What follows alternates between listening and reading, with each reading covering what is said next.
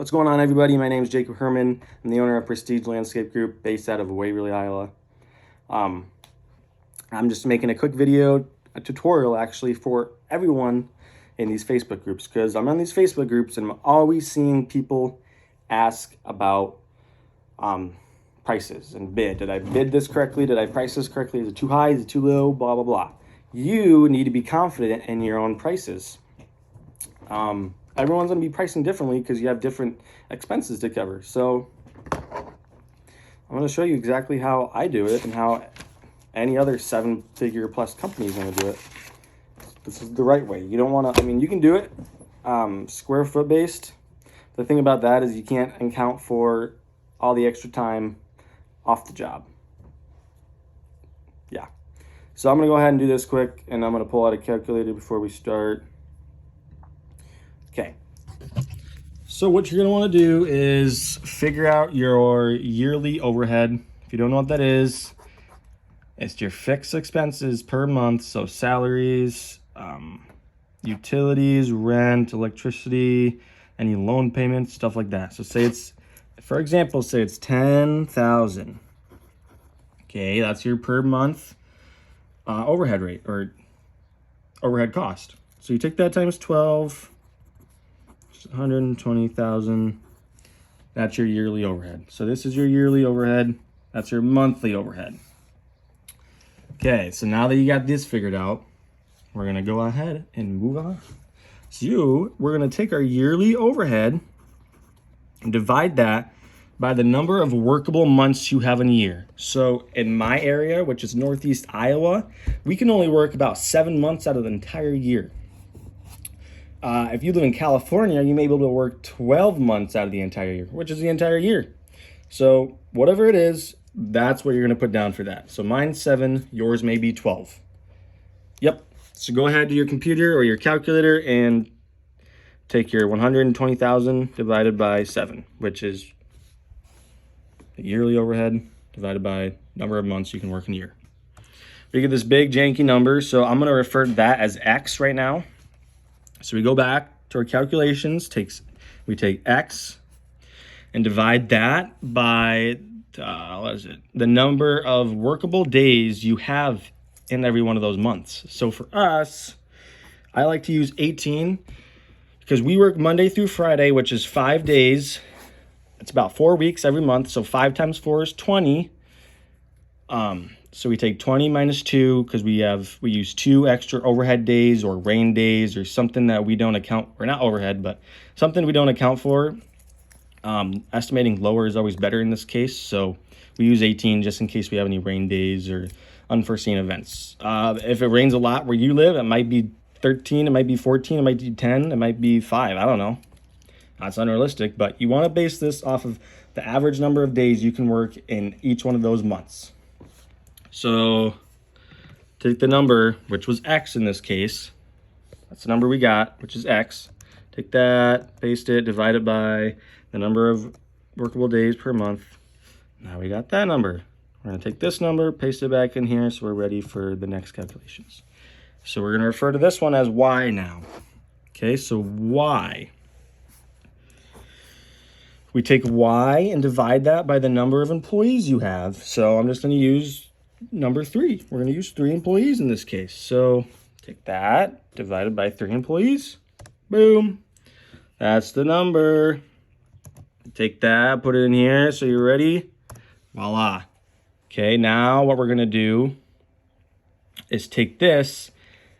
We're going to say that's Z now. Okay, so we're going to take Z and divide that by the number of hours you work in a typical day. So over here where I work, or where the business that I run, I let my employees, or I make them work 8 hours Monday through Friday. So we're gonna write 8. So we take the number Z, or letter Z, which is that divided by 8.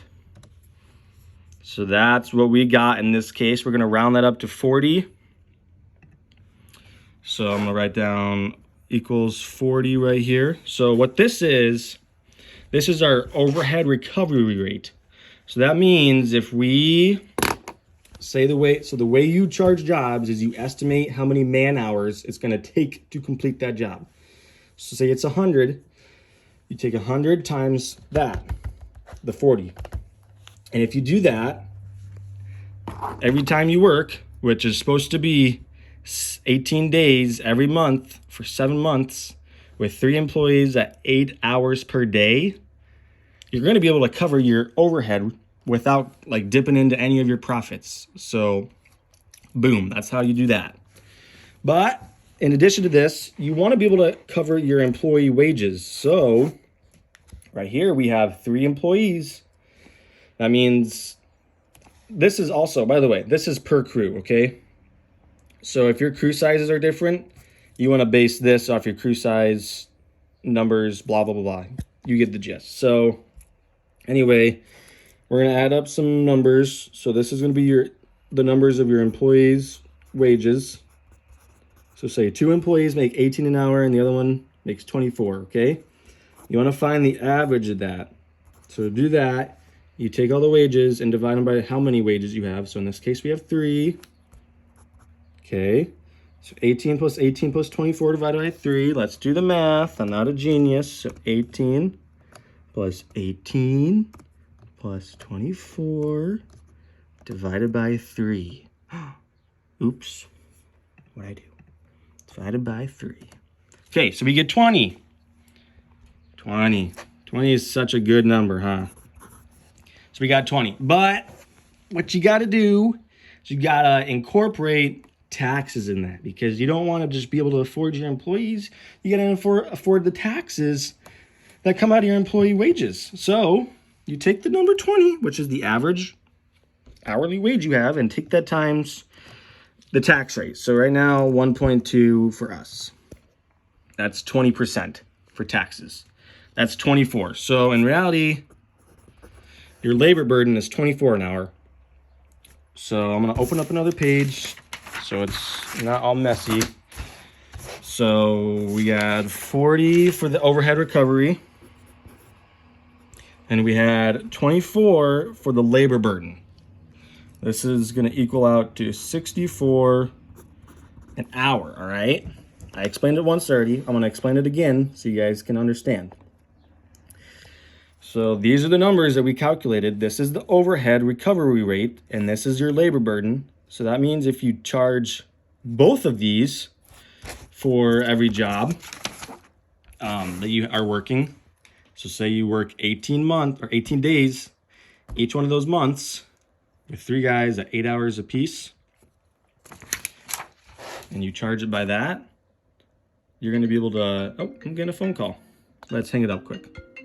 Okay, if you do that, you're going to be able to cover your yearly overhead and your labor burden for every job, okay?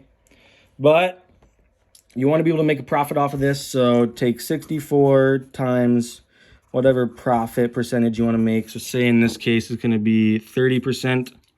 Take 64 times 30, which is, we're going to just round that up to 19. So 64 plus 19, oops.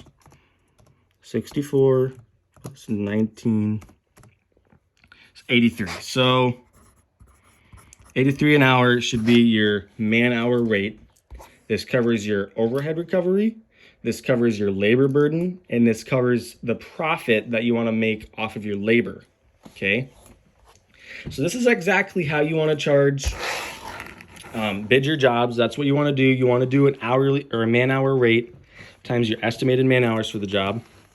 This ensures you're going to be able to cover everything without dipping into any of your profits, okay? Now, this does not account for any materials. So say you have $10,000 in pavers, you should mark that up. So whatever that is, you want to mark it up 20%, you mark it up 20%, mark it up 30, 50, whatever works for you is what you want to mark it up. But you always want to mark up your materials. So boom, we have our labor rate, estimated our man-hour rate, and then here, I'll just write it out. Times, well, I don't know how to write it. Anyway, 20% markup on all your materials or whatever number works for you. Okay, so that's all I got. I know I kind of probably was confusing. If you have any questions, please comment them down below. I would be glad to help. I know I kind of just rambled on. So yeah, like I said, it could be very confusing. Maybe I didn't do too bad of a job. I don't know. But anyway, comment down below for any questions you have. Give it a like. Share this around so everyone in these groups can see this video and understand how they should be charging their jobs, bidding their jobs. And yeah, this could hopefully clear up a lot of people's minds, especially these new business owners, and even some of these like really big business owners don't even do this yet. And the biggest ones that you see, the most successful ones and profitable ones, they're doing it this way. The other ones, they might be doing square footage or using a different method, which their method might work, but in my opinion, this is what I've found to be the best. So yeah, like I said, share it around, let everyone know, comment if you have any questions. That's all I really got. Thanks for watching. We'll see you later.